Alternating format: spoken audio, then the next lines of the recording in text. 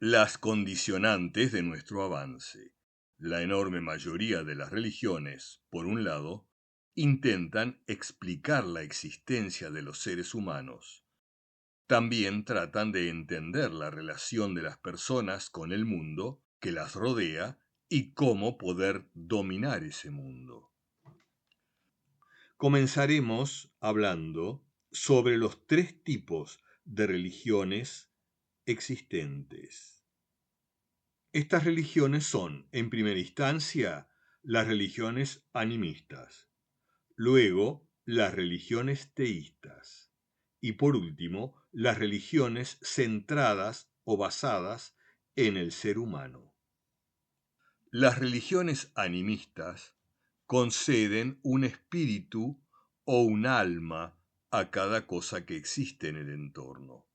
Así los animales tendrán un espíritu, las piedras tendrán un espíritu, habrá espíritus u orillas o fuerzas que deambulan tratando de controlar o someter a las personas.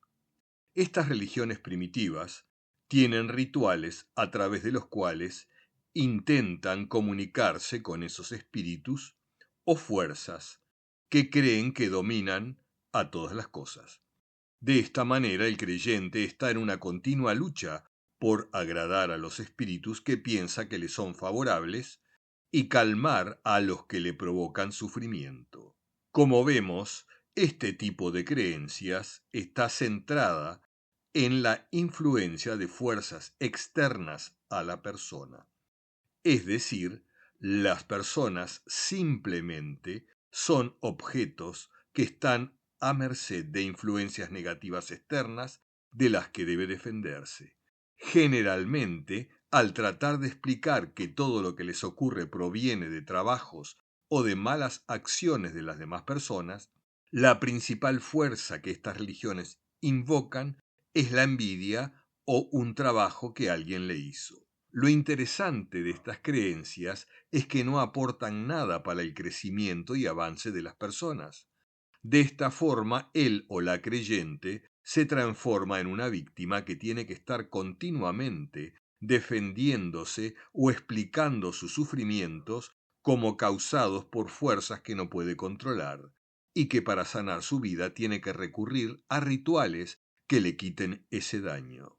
En resumen, la palabra clave de estas creencias es envidia. Y el propósito de la práctica es sentirse protegido o defendido de los males que provienen desde afuera. La fuerza que la impulsa a esta práctica es el miedo o el complejo persecutorio.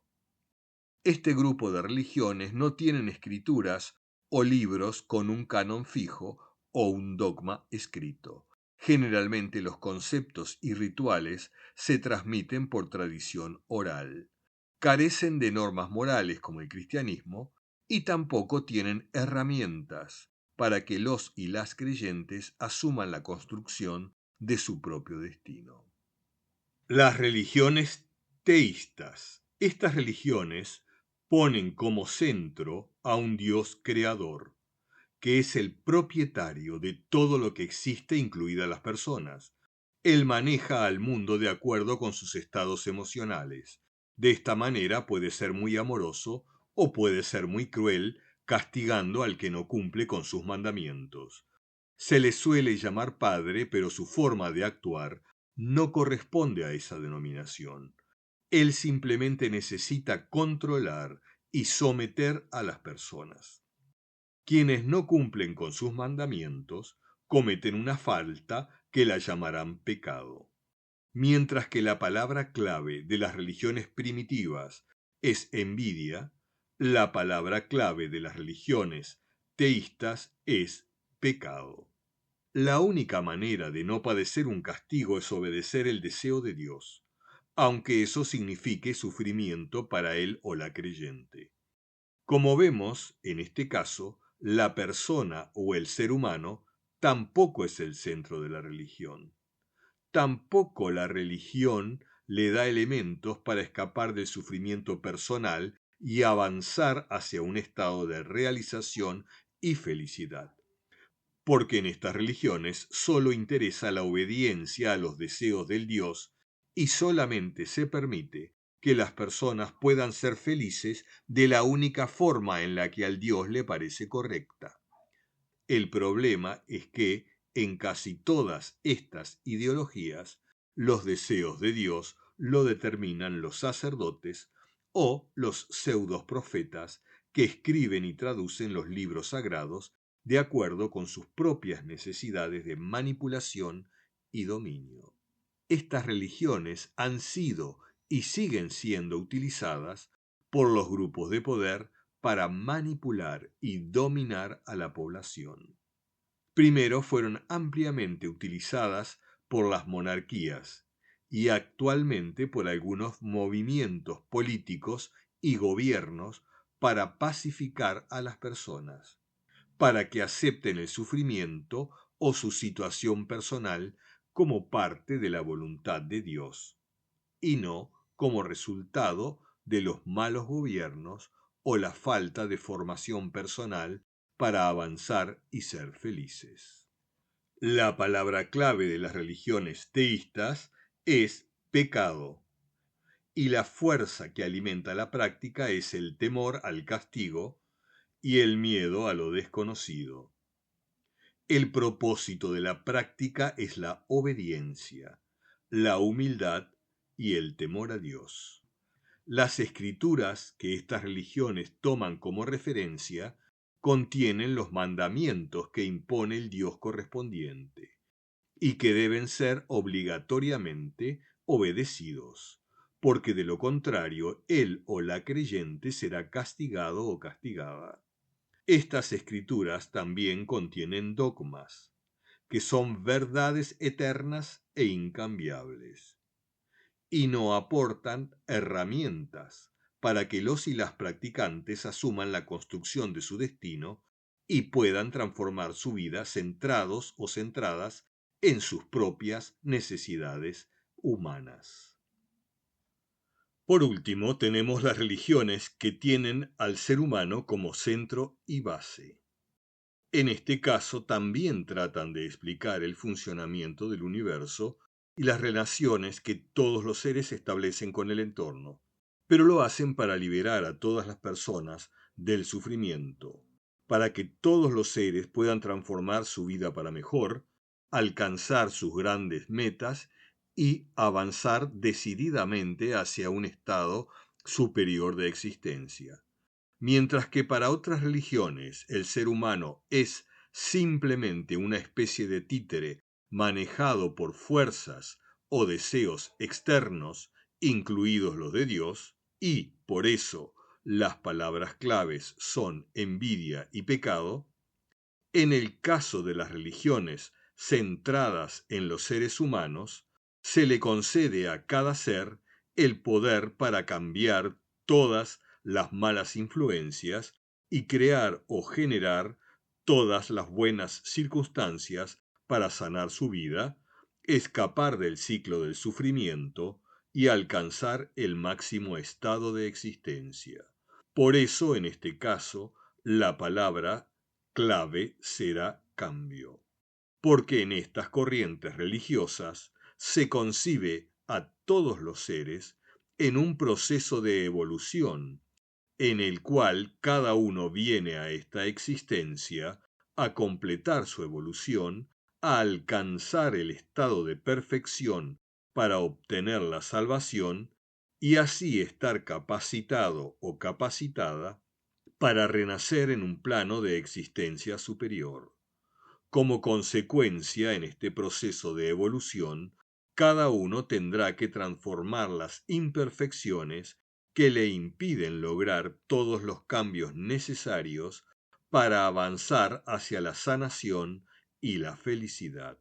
En este sentido, cada uno deberá recorrer su propio camino y construir su destino para mejor. Como el nacimiento y la vida de todos los seres tienen el propósito de perfeccionar su existencia, la palabra clave es cambio, transformación o avance. y la fuerza que le da impulso a esta práctica es la determinación para escapar del ciclo del sufrimiento. El propósito de la práctica es triunfar en la vida diaria, alcanzar el máximo estado de vida, escapar del ciclo del sufrimiento y renacer en un plano superior de existencia. Las escrituras o sutras no contienen mandamientos, sino que aportan conocimiento y herramientas para que todos los seres transformen su vida para mejor. El único deseo de Dios o de la entidad mística es que todos los seres sean felices y puedan renacer en un plano de existencia superior. En consecuencia, no contienen dogmas ni verdades eternas, sino que enseñan que todo está en un proceso de evolución. Por lo tanto, lo único permanente es la impermanencia. Teniendo en cuenta estos conceptos, a continuación compartiremos 5 formas de promover el cambio. Imaginemos que me estoy por mudar de casa y, aunque ya hace varios meses que me vengo acostumbrando a la idea de mudarme, el momento en que comienzo a empacar se me hace algo extraño y complicado. Había muchas cosas que tenía que tirar o regalar.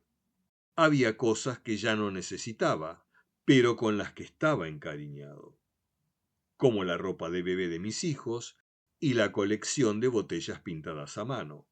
Ante cada cosa que empacaba, me formulaba las mismas preguntas.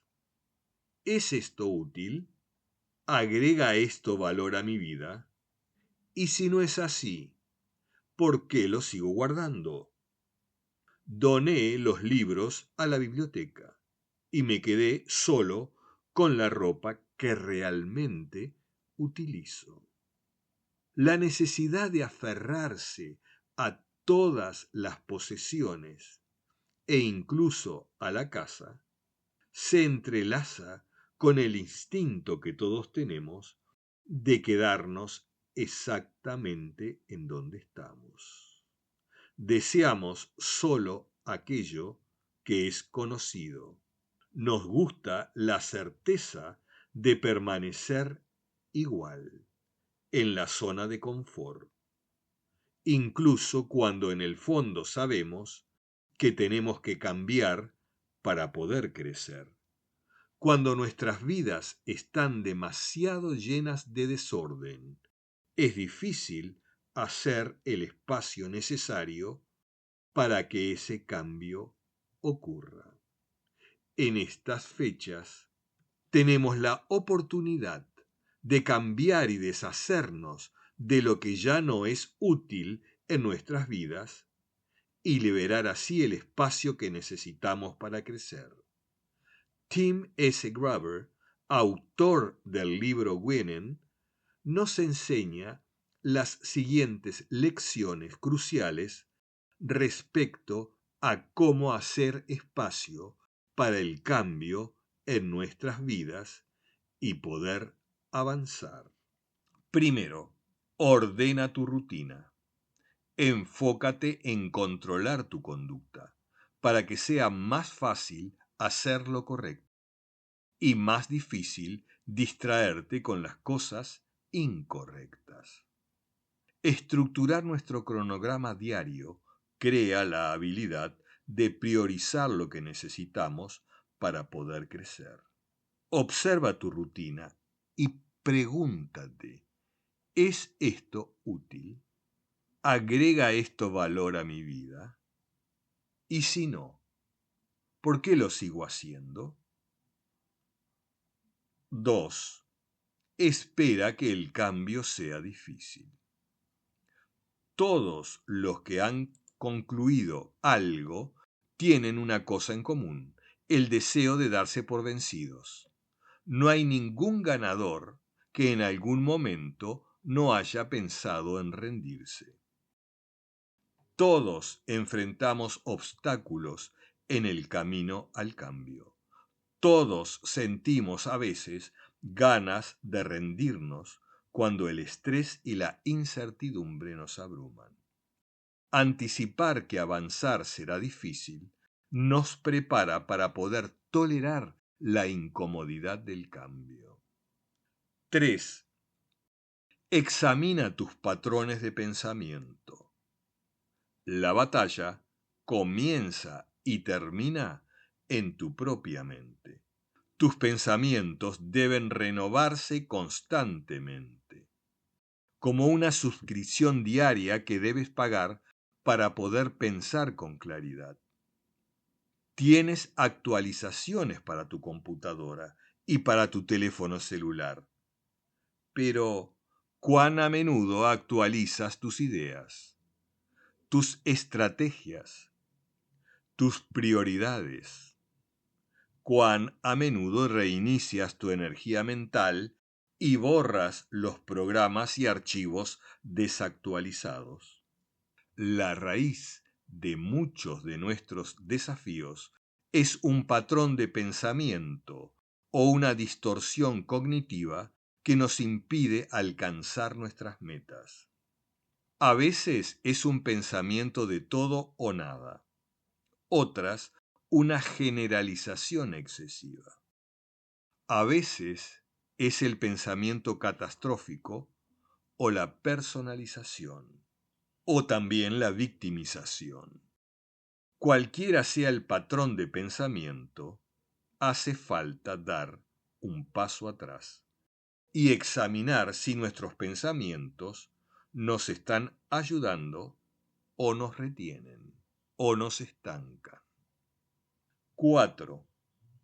Todas las metas que valen la pena tienen un costo, pero renunciar a ellas también tiene un costo. Si piensas que el costo de hacer algo es demasiado alto, espera a que recibas la factura por no hacer nada. A menudo nos resistimos al cambio, porque cada meta implica un sacrificio y a veces da miedo enfrentar ese costo. Pero alejarse de los cambios que valen la pena por la ansiedad previa tiene su propio costo. Y ese costo es quedarse estancado en una vida que ya no funciona para tu beneficio. No hacer nada puede parecer la ruta más segura, pero luego recibiremos la factura o el costo por eso.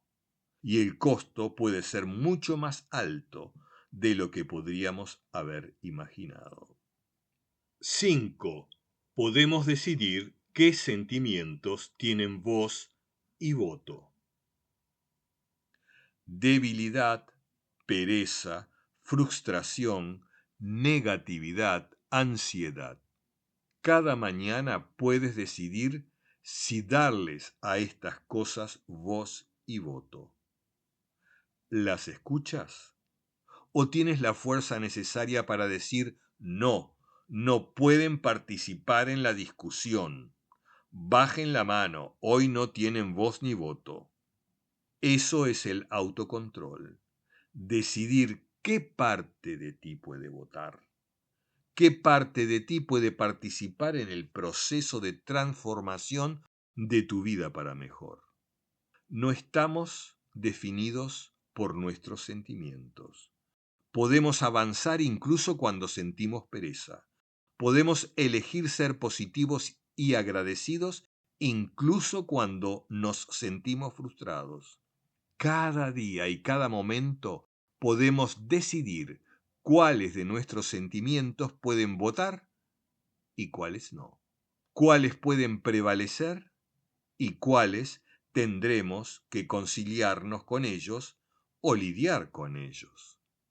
Hacer espacio para el cambio en nuestras vidas es tener el coraje de observar cómo ocupamos el tiempo limitado que tenemos en este mundo. Deja de gastar tiempo que no tienes en personas que no te caen bien, haciendo cosas que no quieres hacer.